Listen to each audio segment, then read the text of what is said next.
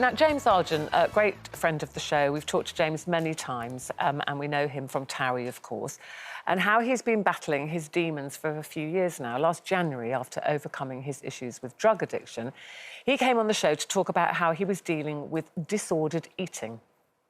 Since I was a teenager, I've always struggled with my weight. I've always gone up and down. It's not something that's just a recent thing. It's not like I've just suddenly put on lots of weight and now I drastically want to do something about it and get weight loss surgery. I've been struggling with my weight and an eating disorder since I was a teenager. I am the biggest I've ever been, but I want to do something about it, and I want to do something about it once and for all.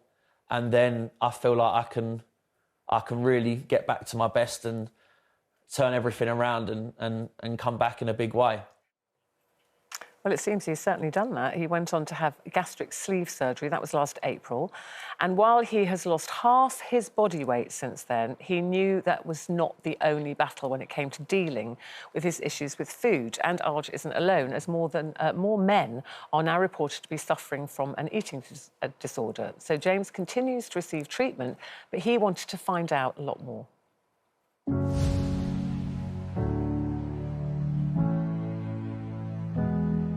It's estimated 1.5 million people in the UK are struggling with an eating disorder, and 1/4 of those are men. I'm one of them.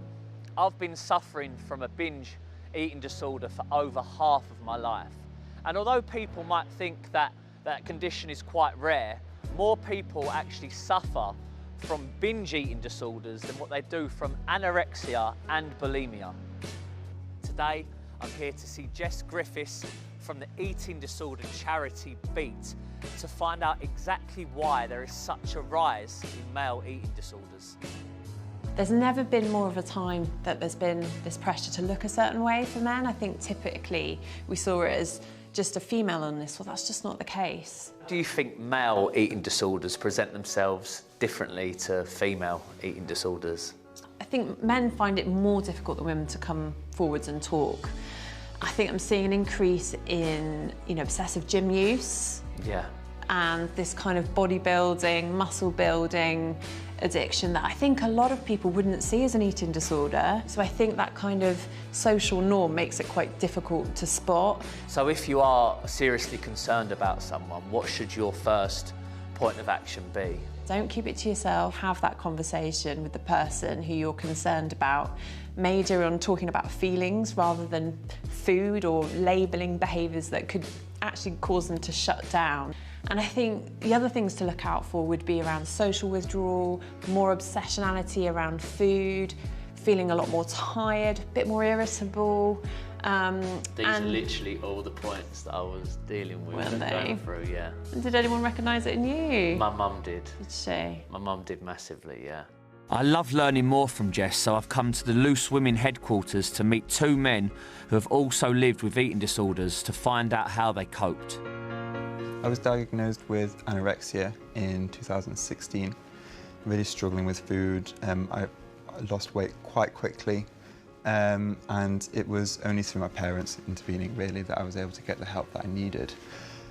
Sadly, I was too ill to kind of engage with that help, and within a couple of months, I had to go into hospital. I actually remained in hospital for 10 months, but the support I received was incredible, and I came out the other side a very different person.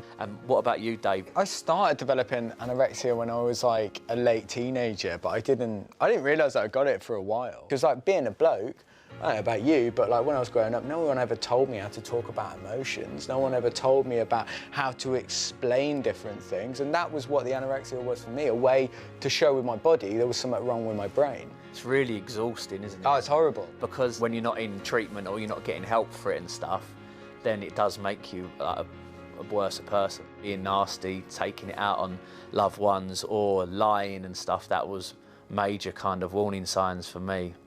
My time with Jess and the guys brought back some painful memories for me. I'm on my way to sit down with the person who encouraged me to get help, my mum. When did you notice there was something not right with me? I think it was around lockdown. Lockdown is when it was started to creep up on you. You seemed to be putting on weight.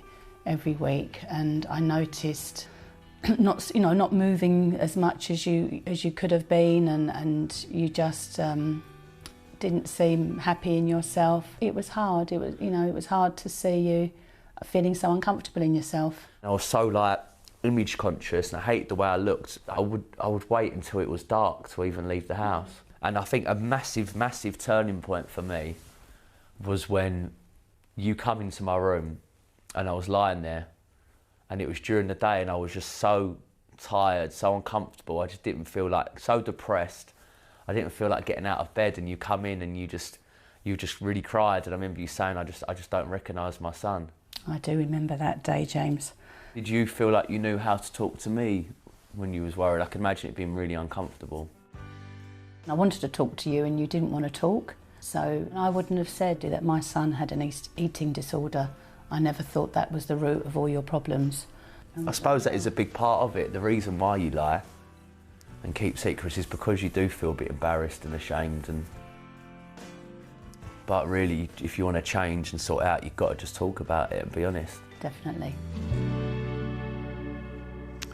Very powerful, isn't it? Very, very powerful. I mean, we talked to him, didn't we, Janet, on the show before he was going off for surgery. He has lost 13 stone since then, but it's really interesting how he's saying he's now realising it's not just about that, you know, that there's the mental side of eating disorder. And Arg is actually going to be here on Thursday to talk more about his experiences and what he learnt while doing that investigation for Loose Women.